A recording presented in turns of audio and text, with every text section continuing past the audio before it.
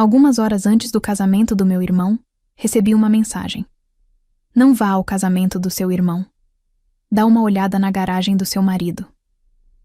No começo, achei que era alguma brincadeira sem graça.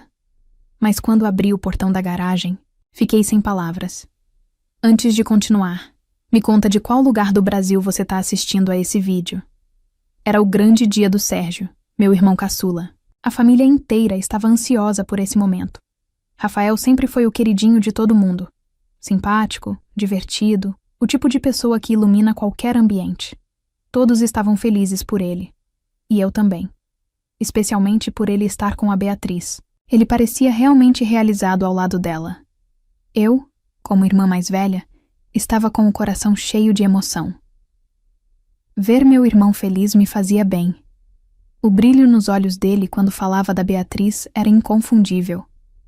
A casa estava cheia de vida. O sol entrava pelas janelas, trazendo aquele clima gostoso de festa. Minha mãe estava na cozinha preparando os pastéis que todo mundo ama. Meu pai conferia pela 1000ª vez a lista de convidados. E eu, já quase pronta, ajeitando os últimos detalhes no espelho. Marcos, meu marido, saiu mais cedo. Disse que teve uma reunião de última hora com um cliente. Fica tranquila, amor. Te encontro direto na cerimônia, falou ele, me dando um beijo. Antes de sair, apesar de tudo parecer bem, eu senti um incômodo. Um aperto no peito que não consegui ignorar. Olhei meu reflexo. Uma mulher segura, realizada, bem-sucedida. Sou contadora numa empresa grande. Gosto da minha rotina, da minha estabilidade. Trabalhar com Marcos foi algo que aconteceu naturalmente. Às vezes rolavam uns atritos com o sócio dele, mas no geral, era um bom negócio. Ou pelo menos era o que eu pensava. De repente, o celular vibrou. Número desconhecido. Na tela, uma mensagem curta. Não vá ao casamento. É melhor verificar a garagem do seu marido.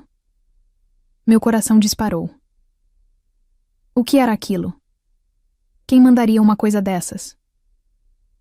Tentei ignorar. Devia ser engano. Ou alguém querendo pregar uma peça. Mas aquele silêncio estranho que ficou na casa depois que Marcos saiu, agora parecia ainda mais pesado. Relembrei a mensagem. Verifique a garagem do seu marido. Por quê? O que será que tinha lá? Marcos nunca me deu motivo para desconfiar. Sempre foi aberto, carinhoso. Pelo menos, era o que eu achava. Tentei ligar. Para ele. Nada.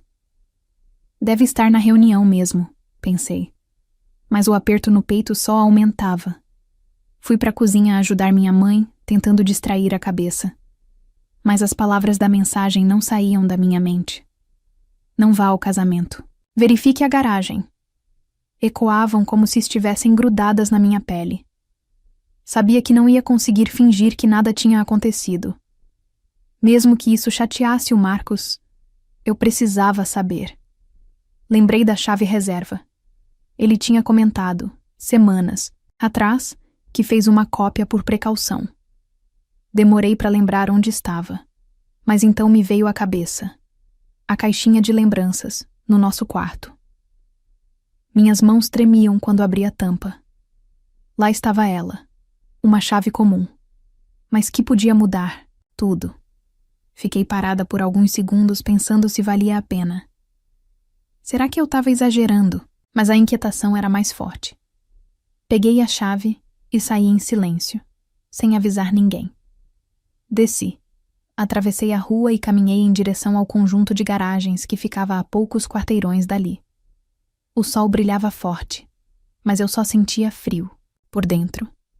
Meu coração batia descompassado. Cheguei ao portão da garagem. Número certo. Era a do Marcos. Coloquei a chave na fechadura. Girei. O trinco cedeu com um clique. Empurrei a porta devagar. Estava escuro, com aquele cheiro típico de garagem. Gasolina, borracha, poeira. Liguei a lanterna do celular e olhei em volta. O carro do Marcos estava lá, como sempre. Nas prateleiras, ferramentas, caixas, tralhas de sempre. Nada fora do normal. Soltei um suspiro aliviado. Era só uma brincadeira sem graça, pensei. Mas aí vi uma caixa no canto, meio escondida, coberta com um pano velho. Aproximei devagar. Tirei o pano. Dentro da caixa, uma bolsa feminina, um par de saltos altos, a embalagem de um perfume caro. E eu conhecia tudo aquilo. Eram da Beatriz, a noiva do meu irmão. Meu estômago revirou. Minha mente congelou. O que os pertences da Beatriz estavam fazendo ali? Peguei a bolsa.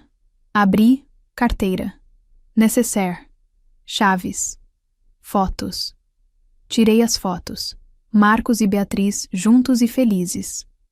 Meu mundo caiu. Traição, mentiras. Tudo que eu acreditava virou pó. No fundo da caixa, uma pasta com papéis. Abri cartas, mensagens, bilhetes. Li o primeiro.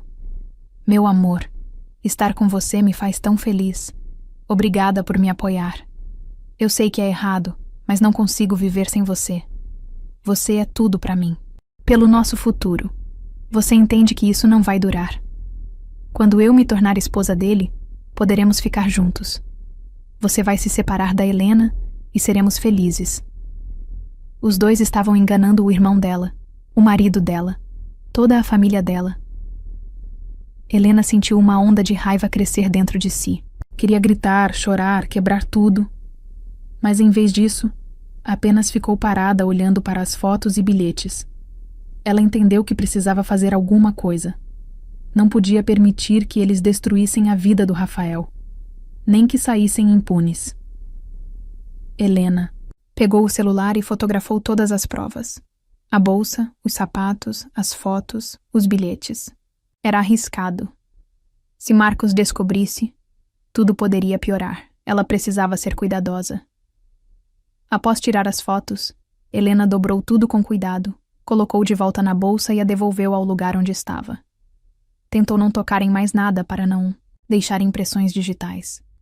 Depois, apagou a luz e saiu da garagem. A mente de Helena estava um caos. Ela não sabia se deveria ir ao casamento fingindo que nada aconteceu ou contar logo a verdade para Rafael. Mas ela sabia que um casamento não era o lugar certo para esse tipo de revelação. Haveria muita gente. Todos estariam felizes, celebrando. Não era momento para expor traições e planos maldosos. Ela decidiu ligar para Rafael e pedir para encontrá-lo. Precisava conversar com ele a sós, em um lugar tranquilo. Tinha que mostrar as fotos e os prints das mensagens. Ela precisava convencê-lo de que Beatriz estava mentindo para ele. Pegou o celular e discou o número de Rafael. O tempo até ele atender pareceu uma eternidade. Por fim, ele atendeu. Oi, Helena, aconteceu alguma coisa? Por que você ainda não chegou no casamento? Perguntou Rafael com a voz aflita. Rafael, eu preciso falar com você urgentemente. É muito importante, disse Helena tentando manter a calma. O que aconteceu? Fala logo, insistiu ele. Não posso falar por telefone. É algo muito pessoal. Podemos nos encontrar? Sugeriu Helena. Agora? Estou no meio do casamento, exclamou Rafael. Eu sei, mas tem a ver com a Beatriz, respondeu Helena, tentando não demonstrar o quanto estava nervosa. Rafael ficou em silêncio por alguns segundos, suspirou e disse: Onde a gente se encontra? No restaurante, daqui a meia hora, sugeriu Helena. Tá bom, estarei lá, respondeu ele e desligou. Helena respirou fundo. O mais difícil ainda estava por vir. Teria que contar ao irmão sobre a traição da noiva. Sabia que aquilo seria devastador. Rafael amava muito Beatriz. Ela não podia deixar que ele cometesse um erro. Precisava protegê-lo da dor e da decepção. Durante todo o caminho até o restaurante, Helena pensava nas palavras certas. Não queria magoar Rafael, mas também não podia esconder a verdade. Ela estacionou, desceu do carro e encontrou Rafael já esperando. O que está acontecendo? Perguntou ele preocupado, ao se aproximar. Helena tirou da bolsa as fotos e os bilhetes. Olha você mesmo, disse ela. Você precisa saber da verdade. Rafael começou a olhar as fotos. No início, sorriu, achando que era alguma brincadeira. Mas aos poucos, seu rosto foi mudando. Ficou sério, tenso, Virava as páginas das mensagens sem acreditar. Isso é verdade? Perguntou, encarando os bilhetes. Helena não respondeu. Apenas observava enquanto via a luz se apagar nos olhos dele, seu rosto empalidecer, as mãos começarem a tremer. Rafael leu tudo até o fim. Levantou os olhos marejados para Helena. Isso não pode ser verdade, disse com a voz trêmula. Deve haver algum engano. Eu também queria que fosse engano, Rafael. Mas é verdade. Eu vi tudo com meus próprios olhos. Estava na garagem do Marcos. Rafael voltou a olhar as fotos.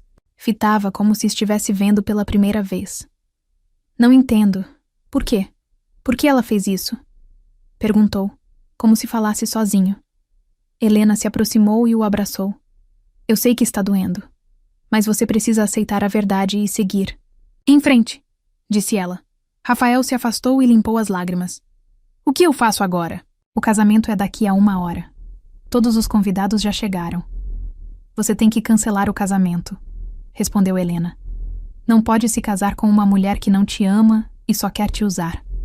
Rafael ficou pensativo. Sabia que Helena tinha razão, mas era difícil aceitar. Esperou tanto por esse momento. Não sei como vou fazer isso, confessou ele. Não sei o que vou dizer aos convidados. Eu vou te ajudar, respondeu Helena. Você não está sozinho. Helena pegou Rafael pela mão. Vamos, precisamos cancelar o casamento, disse ela. A decisão não foi fácil para ele, mas ao olhar nos olhos da irmã, ele percebeu que ela estava certa.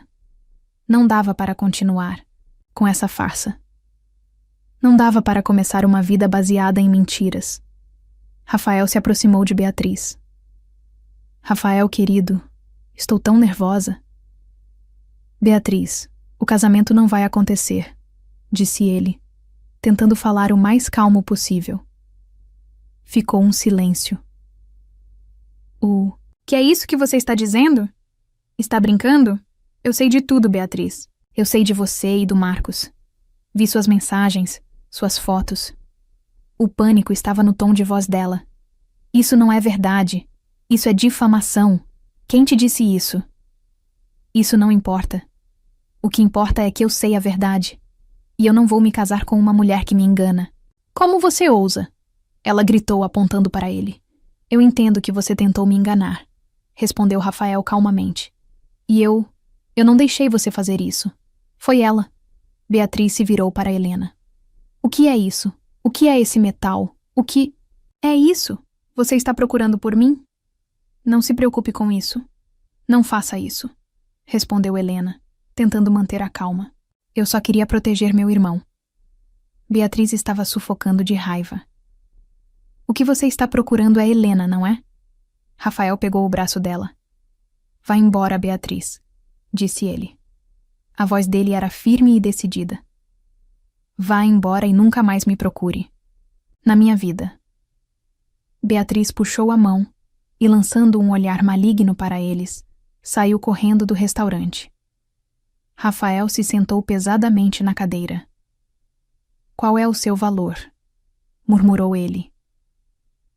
Logo depois do casamento ser cancelado, Marcos, como se sentisse que algo estava errado, se aproximou de Helena. Helena, perguntou ele com a voz agitada. O que está acontecendo? Por que o Rafael cancelou o casamento? Helena, reunindo forças, respondeu firme e sem hesitar. Porque Rafael sabe a verdade, Marcos. Ele sabe sobre você e Beatriz. Parecia que Marcos tinha perdido a fala. Helena sentiu o pânico crescendo a cada segundo. O que você está dizendo? Murmurou ele finalmente. Isso não importa, cortou Helena. O que importa é que tudo acabou. Rafael não vai se casar com a sua amante. Você contou tudo? Na voz dele havia raiva e desespero. Você estragou tudo?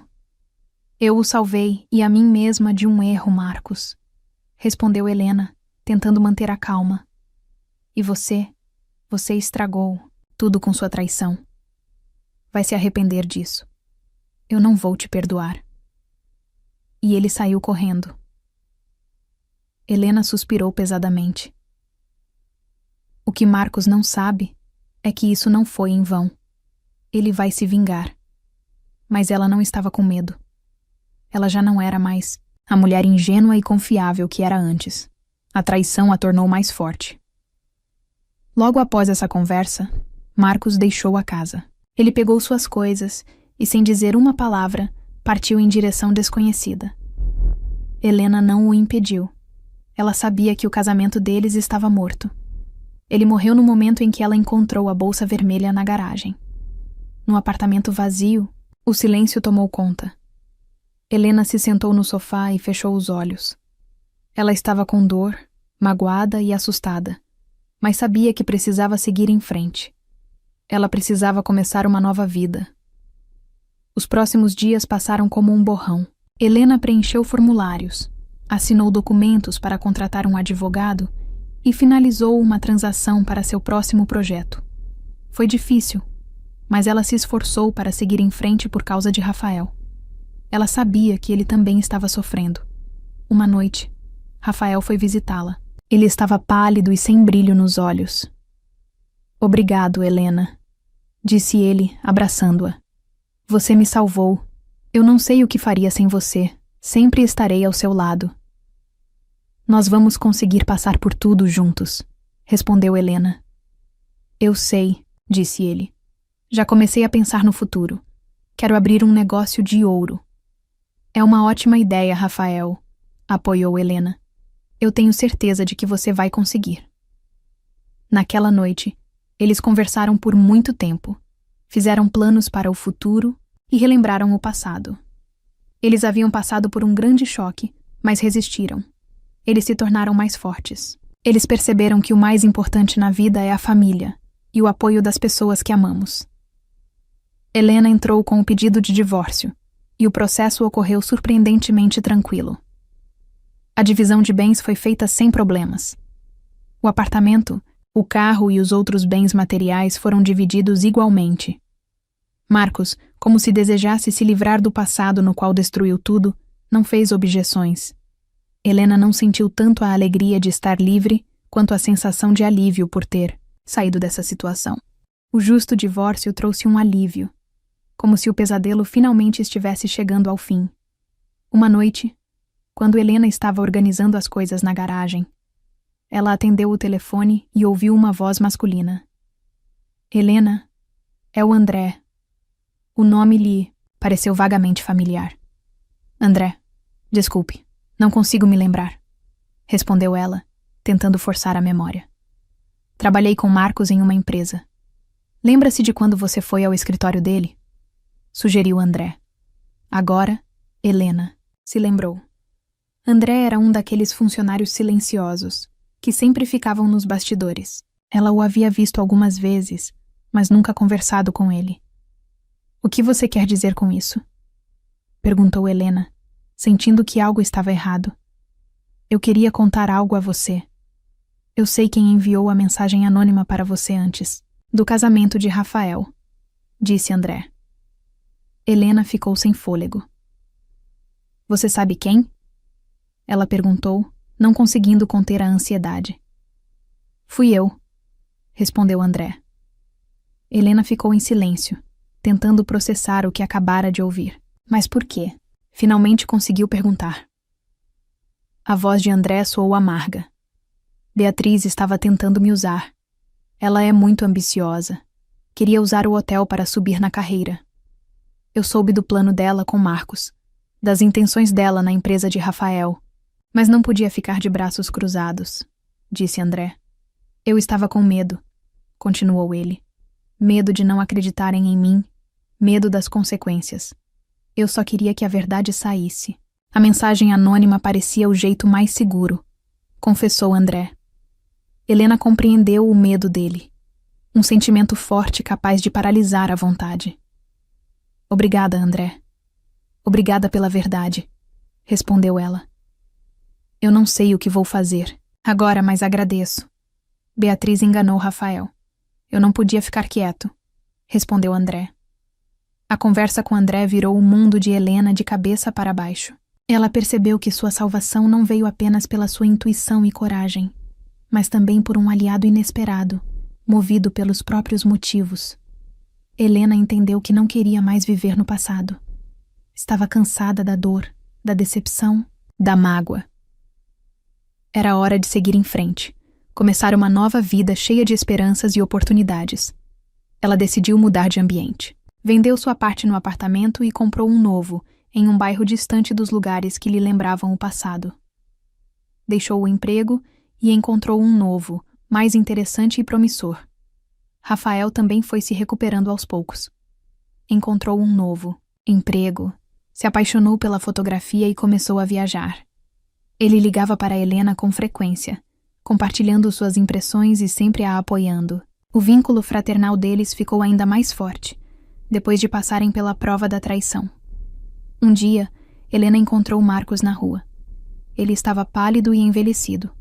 Ao vê-la, ele baixou os olhos e tentou passar, mas Helena o deteve. "Marcos, espere", disse ela. Ele se virou com relutância. Nos olhos dele, havia arrependimento. "Helena, eu queria me desculpar por tudo", murmurou ele. Helena o olhou sem raiva, sem mágoa, apenas com uma sensação de fechamento. "Eu te perdoo, Marcos. Desejo-lhe tudo de bom", respondeu ela, e seguiu seu caminho. Helena voltou para sua vida tranquila, focada no trabalho e em novos objetivos. Ela entendeu que a traição não era o fim da vida, mas apenas o começo de um novo capítulo, no qual ela era a dona de seu destino. Aprendeu a confiar em si mesma, a valorizar seus entes queridos e a não temer as mudanças. Ela sabia que o futuro que a aguardava era interessante e desconhecido, e estava pronta para ele. Agora me diz, se você estivesse no lugar de Helena, o que faria para seguir em frente e superar o passado doloroso? Como você acredita que o medo e o arrependimento influenciam nossas decisões, com base na atitude de André e Marcos? Escreve aqui nos comentários, de 0 a 10, qual a sua nota para essa história. Quero muito saber. Se você gostou do vídeo, já clica em gostei e não se esquece de se inscrever no canal. Assim você não perde nenhuma história emocionante que postamos diariamente aqui no canal. Um beijo e até breve.